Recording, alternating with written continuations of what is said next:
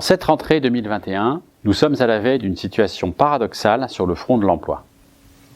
Avec la fin du quoi qu'il en coûte, beaucoup d'entreprises risquent de déposer le bilan. Les salariés de ces entreprises peuvent donc se retrouver en recherche d'emploi. Mais parallèlement, beaucoup d'entreprises ont du mal à recruter. Il faut mettre en adéquation ceux qui cherchent du travail avec ceux qui en proposent, alors même que les uns et les autres se plaignent de ne pas trouver. Je suis député depuis 2017 et juste avant d'être élu, j'étais consultant dans un cabinet de recrutement. J'ai vu de près les dysfonctionnements du marché du travail en France. On privilégie l'entre-soi et on manque d'ouverture. On sait mal miser sur l'avenir, on est trop focalisé sur le passé. En face d'un candidat, un employeur a souvent tendance à vérifier ce qui a déjà été fait et ne prend pas assez le risque de repérer ce qui va pouvoir être fait. De nombreux acteurs travaillent sur cette question. Pôle emploi, les missions locales, les chambres consulaires, les syndicats d'entreprise ou clubs d'entrepreneurs, les associations, du réseau d'insertion par l'activité économique, bien d'autres encore. Je souhaite seulement apporter mon témoignage. J'ai moi-même été demandeur d'emploi. Je sais ce qu'est l'angoisse de se dire qu'on ne va pas trouver. La difficulté à convaincre d'un simple rendez-vous. La peur de rester relégué trop longtemps entre deux postes. J'ai été directeur. Je sais ce qu'est la crainte de se tromper. La difficulté à repérer le bon profil, le coût de l'erreur.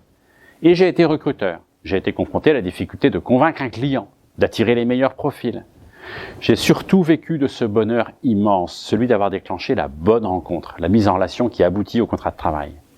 Vous êtes employeur ou bien en recherche d'emploi?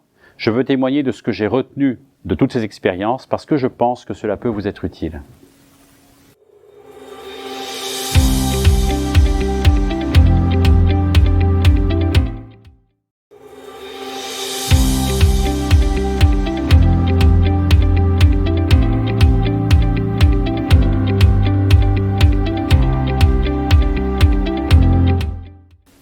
Vous êtes employeur, vous n'arrivez pas à recruter. Vous avez un poste, plusieurs postes à pourvoir, mais vous ne trouvez pas de candidats qui vous conviennent. Dans votre recherche d'emploi, il y a des écueils que je voudrais pointer, dont j'ai souvent été le témoin et qui peuvent considérablement réduire vos chances de trouver les bons profils. Premier écueil, tout miser sur le passé. Vous cherchez à recruter, mais vos exigences sont toutes orientées sur la preuve de ce qui a déjà été fait. Formation initiale, connaissance de votre secteur, connaissance de votre métier. Si vous croisez ces trois critères, vous aurez probablement beaucoup de mal à trouver. Vous êtes restaurateur et vous avez besoin d'un serveur. Vous êtes artisan, vous avez besoin d'un technico-commercial. Vous êtes patron d'une PME, vous avez besoin de quelqu'un d'opérationnel à qui confier une responsabilité. En production, en relation client, en back-office. Bien sûr, vos exigences sont fondées. Vous ne pouvez pas vous permettre de recruter quelqu'un qui est juste de bonne volonté, mais qui ne connaît rien à votre marché, à vos produits, à votre environnement. D'ailleurs, vous n'avez pas besoin d'une bonne volonté. Vous avez besoin d'une volonté tout court. C'est mon premier conseil. Au fond, le premier critère de sélection, c'est la motivation. Vous avez besoin avant tout de quelqu'un qui a envie de travailler pour vous, dans votre entreprise. Sur la base de ce premier critère, ouvrez-vous. Laissez sa chance à une rencontre avec quelqu'un qui n'a jamais fait le métier que vous proposez, mais qui connaît votre secteur. Ou avec quelqu'un qui a déjà fait ce métier, mais dans un tout autre secteur. Et la formation initiale, c'est un indicateur, mais n'en faites pas un filtre. Il y a quelque part une candidate ou un candidat qui n'a encore jamais donné le meilleur d'elle-même ou de lui-même et qui va s'épanouir chez vous et qui ne le sait pas encore. Ce sera mon deuxième conseil. N'essayez pas de gagner du temps en filtrant à l'avance. Passez du temps à rencontrer des gens.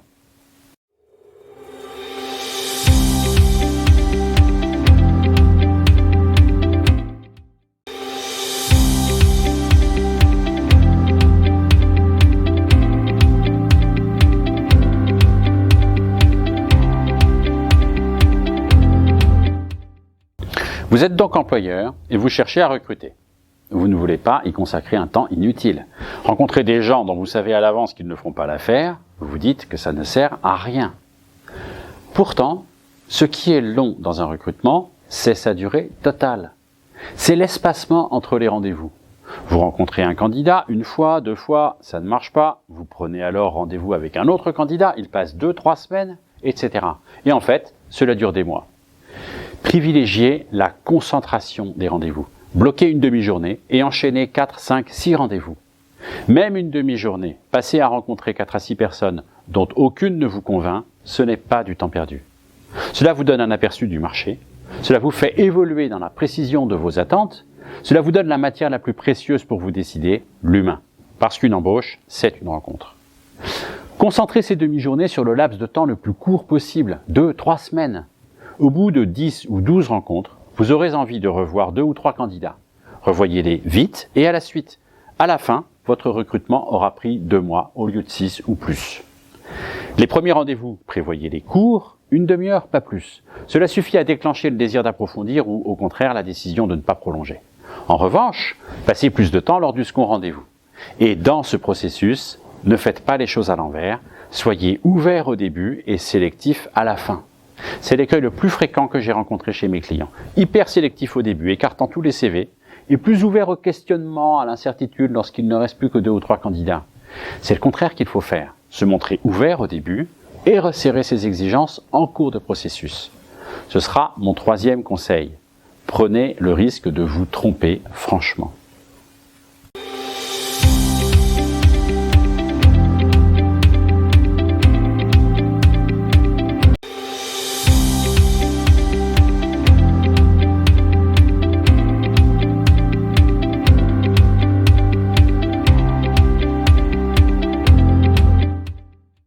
La hantise de tout employeur qui recrute, c'est de se tromper.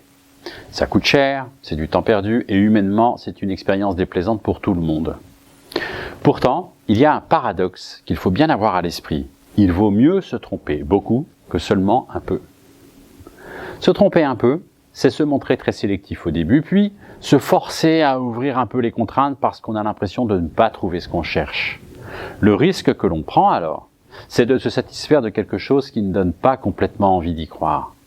Une embauche qui fait un peu revoir les attentes à la baisse, qui ne donne pas pleinement satisfaction, mais dont on s'accommode dans la durée, c'est l'erreur la pire, celle qui est acceptable, que l'on fait durer, dont on s'arrange. Il vaut mieux les erreurs franches, celles qui se voient, qu'on ne peut pas faire durer. Une erreur de recrutement, ça arrive.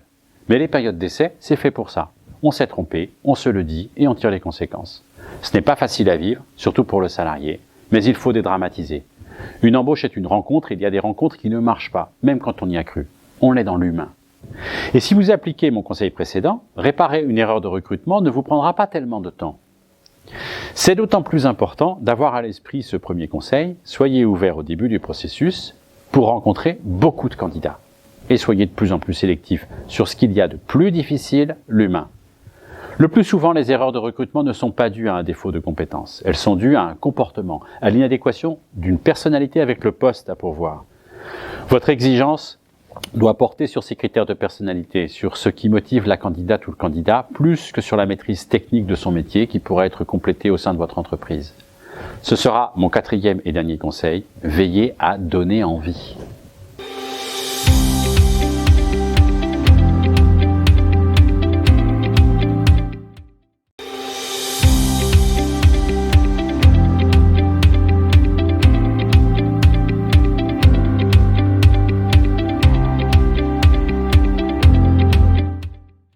Vous êtes employeur et, parce que vous craignez de vous tromper, vous faites bien attention à lister tout ce que vous attendez de votre futur collaborateur ou collaboratrice.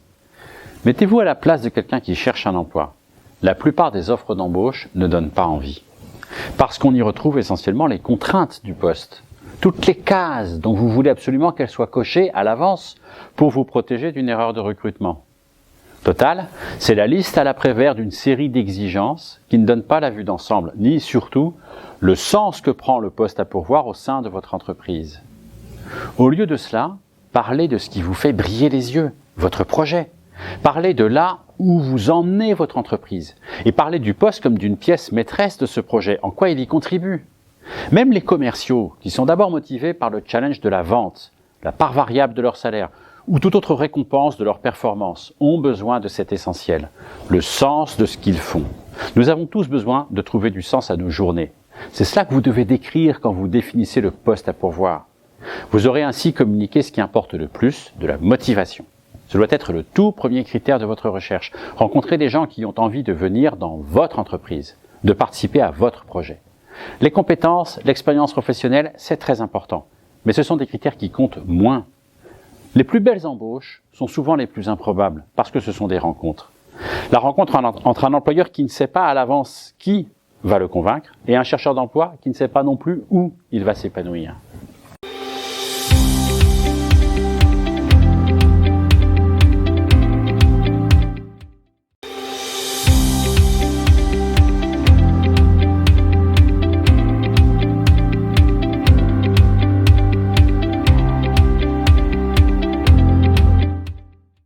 Passons maintenant de l'autre côté, vous êtes chercheur d'emploi.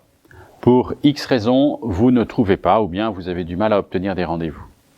Le premier conseil que je souhaite vous donner, c'est de commencer par vous demander ce que vous voulez faire, non pas comme type de métier, mais comme type d'action. Je m'explique. Êtes-vous quelqu'un qui aime prendre une décision toutes les 5 minutes, qui aime les contextes d'urgence ou d'improvisation? Ou bien êtes-vous quelqu'un qui a besoin de temps avant de se prononcer, qui aime que les choses soient organisées et bien planifiées à l'avance? Aimez-vous les collectifs, avoir de nombreux contacts, être très entouré? Ou bien êtes-vous sélectif dans vos relations et avoir des moments tranquilles, seul? Quand vous avez une décision importante à prendre, ressentez-vous le besoin d'en parler à plusieurs personnes, d'avoir plusieurs avis? Ou bien préférez-vous y réfléchir seul et vous isoler pour peser le pour et le contre? Avez-vous besoin d'un cadre stable, de bien connaître les règles du jeu? Ou bien avez-vous besoin de choses qui changent, de ne pas toujours être confronté aux mêmes enjeux ou au même environnement? Vos traits de personnalité correspondent à des métiers qui peuvent être très différents et dont vous n'avez pas forcément idée. Parmi ces métiers, il y en a pour lesquels vous n'avez ni formation ni expérience, mais ils relèvent peut-être de secteurs que vous connaissez ou de compétences que vous avez exercées dans d'autres activités. Le plus important est de repérer ce qui vous épanouit et qui vous pousse à donner le meilleur de vous-même. Il est toujours possible de le définir comme projet professionnel. Et, dans votre recherche d'emploi, dites-vous que ce n'est pas tant un poste qu'il vous faut trouver, c'est un environnement professionnel qui réunira les conditions de votre épanouissement.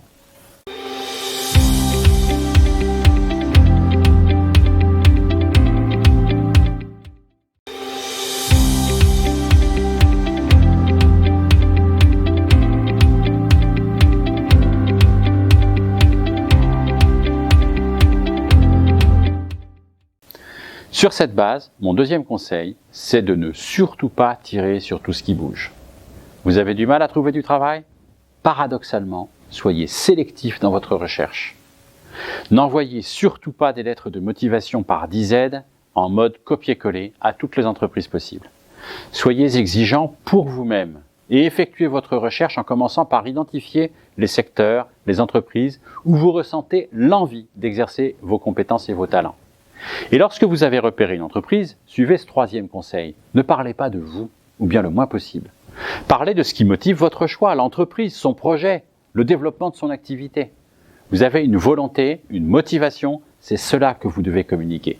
N'essayez pas de montrer à quel point vous répondez à tous les critères. Ne racontez pas tout ce que vous avez fait, ne décrivez pas tout votre parcours. Énoncez qui vous êtes et ce que vous cherchez en quelques mots.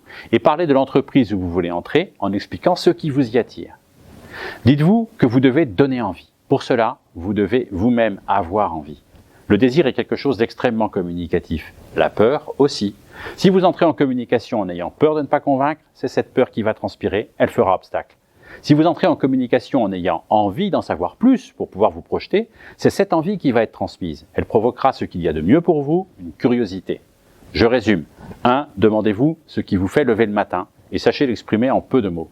2. Soyez sélectif pour repérer les endroits professionnels où vous avez envie d'aller pour donner le meilleur de vous-même. 3. Au moment d'entrer en relation, parlez de cette motivation, de cette volonté, plus que de vous-même et de votre parcours. Je consacre les vidéos suivantes à quelques conseils pratiques pour vous aider à réussir.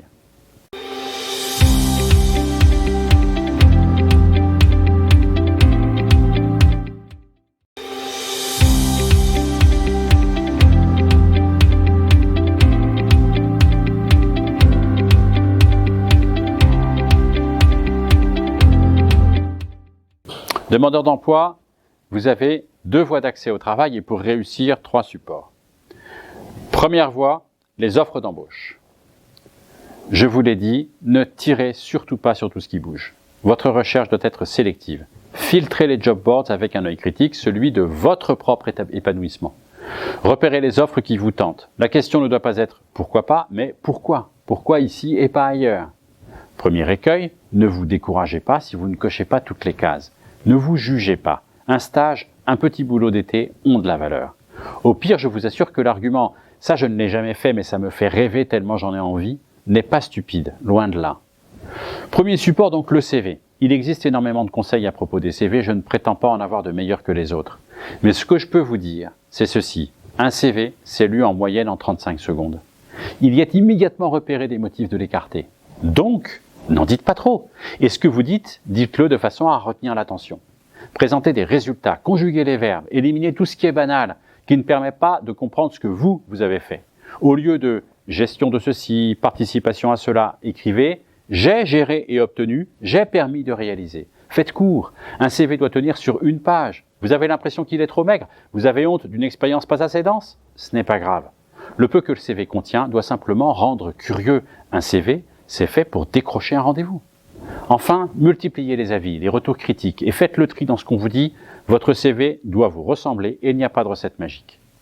Prochain épisode, le deuxième support, la lettre de motivation.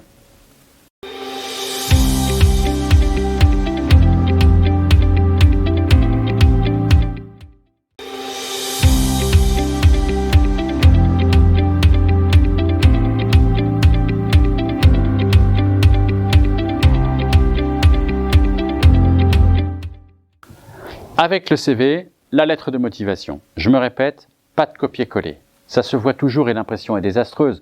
Vous donnez le sentiment de pouvoir entrer n'importe où pourvu que vous touchiez un salaire. C'est une très mauvaise base de rencontre. À chaque candidature, sa lettre de motivation. Et pourquoi doit-elle être tellement spécifique? Parce qu'elle doit parler de l'entreprise qui embauche, plus que de vous. Faites une lettre qui vous présente en 2 phrases, tout juste un paragraphe, rien de plus. Le CV est là pour compléter ce qu'il faut savoir de vous. Ne le paraphrasez surtout pas en lui donnant une forme rédigée qui en reprend tout ce qu'il contient. Au lieu de cela, parlez immédiatement de l'entreprise à laquelle vous vous adressez, avant même de parler de vous.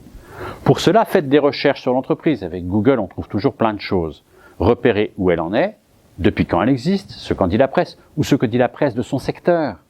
Et commencez votre lettre par « Votre offre d'embauche a retenu toute mon attention, je suis attiré par votre entreprise par votre secteur dont… » en donnant des éléments de contexte, le développement de tel marché, de telle tendance, de tel enjeu économique. Ensuite seulement écrivez en peu de mots d'où vous venez et ce que vous voulez faire, en vous mettant à la place du lecteur. En quoi cette personne qui m'écrit peut-elle m'aider à développer mon activité? Et pour finir, je serai très heureux de vous convaincre de l'intérêt de ma candidature à l'occasion d'un entretien à votre convenance. Ajoutez dans le corps du texte, le CV ci-joint vous fournira les informations principales sur mon parcours. Bref, une bonne lettre de motivation, c'est « Votre entreprise, votre secteur m'attire, je peux vous aider, rencontrons-nous ». Sur 3 paragraphes, pas plus. Passons maintenant au 3e support, l'entretien.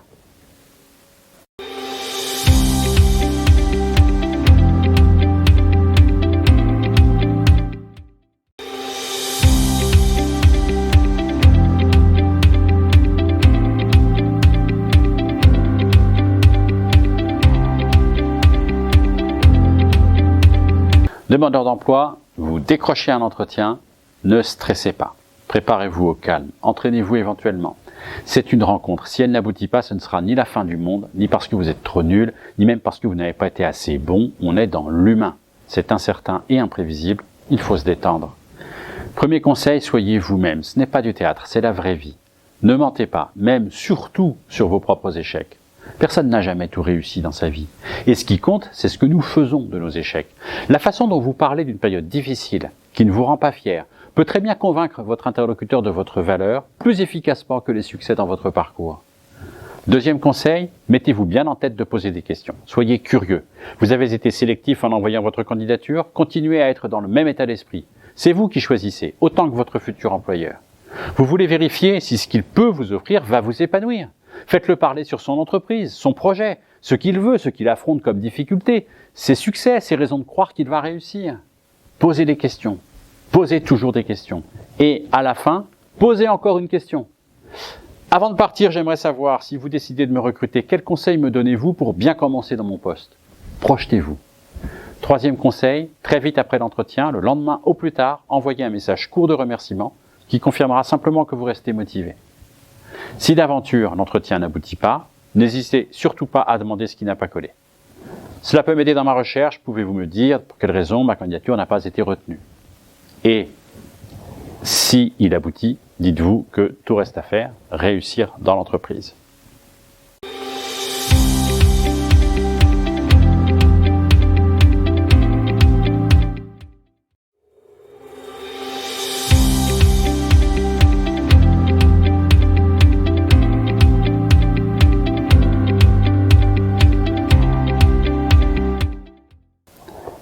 parallèlement aux offres d'embauche, la démarche réseau. Qui que vous soyez, vous avez autour de vous 3 cercles de personnes qui peuvent vous aider. Premier cercle, votre famille, vos amis. Vous pouvez penser qu'ils ne peuvent pas vous aider dans votre recherche. Ce n'est pas vrai. Deuxième cercle, les personnes que vous ne connaissez pas, mais que connaissent les personnes du premier cercle. Troisième cercle, des personnes que vous ne connaissez pas, que ne connaissent même pas les personnes du premier cercle, mais que connaissent les personnes du deuxième cercle. Et voici mon conseil. Ne demandez pas un emploi, demandez un conseil sur votre projet. Vous avez défini ce qui vous attire comme environnement, ce que vous avez envie de faire et ce qui vous motive. Et vous savez en parler en quelques phrases. Prenez le temps de demander aux personnes du premier cercle ce qu'elles en pensent et avec qui elles pourraient vous mettre en contact pour améliorer cette présentation de vous-même, de ce que vous voulez faire. Vous allez donc obtenir des contacts de personnes que vous ne connaissez pas. C'est l'accès au deuxième cercle. Procédez par rendez-vous, sur la base de cette recommandation via une connaissance commune. Dites que vous cherchez un conseil sur votre projet professionnel et la façon d'en parler, de le présenter. Ne quittez personne après un rendez-vous sans avoir un nom, un numéro de téléphone ou une adresse mail pour poursuivre la démarche. C'est l'accès au troisième cercle, et ainsi de suite. Vous finirez par rencontrer quelqu'un qui vous parlera d'une entreprise qui pourrait vous correspondre ou d'un employeur qui pourrait vous rencontrer. Mais n'oubliez pas ceci, lors de chaque rencontre, parlez peu de vous-même et posez des questions. Soyez curieux, cherchez à apprendre, à découvrir. Auprès de n'importe quel contact, ne cherchez pas à convaincre, cherchez à connaître. Retenez ceci, qu'il s'agisse d'un entretien de vente, d'un entretien d'embauche ou d'un entretien qu'on appelle de progrès à l'entreprise, c'est la personne qui pose des questions qui conduit l'entretien.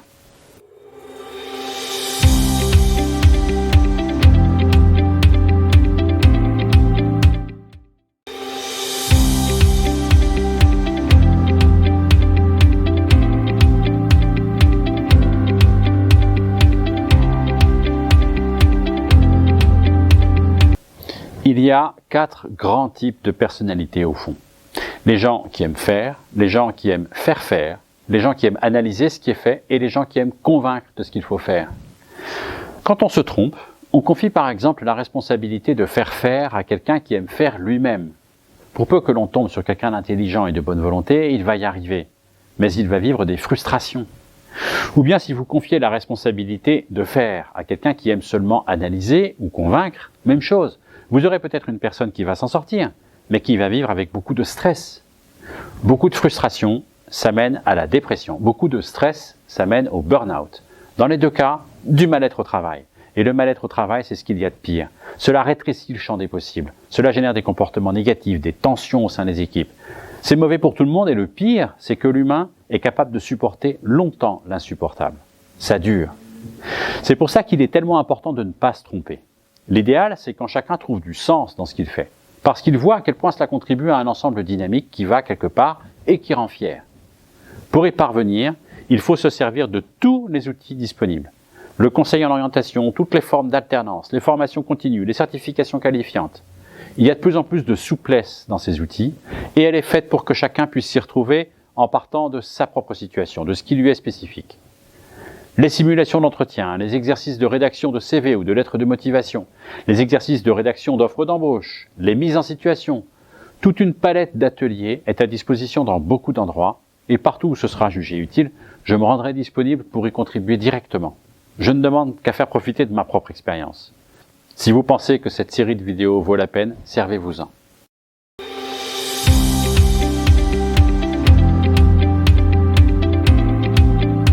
Une dernière chose, je vous propose de nous rejoindre pour une soirée d'échange lors de laquelle nous répondrons à vos questions et aborderons des cas pratiques. Cliquez sur le lien qui figure dans la publication pour indiquer votre date préférée et recevoir une invitation. À très vite!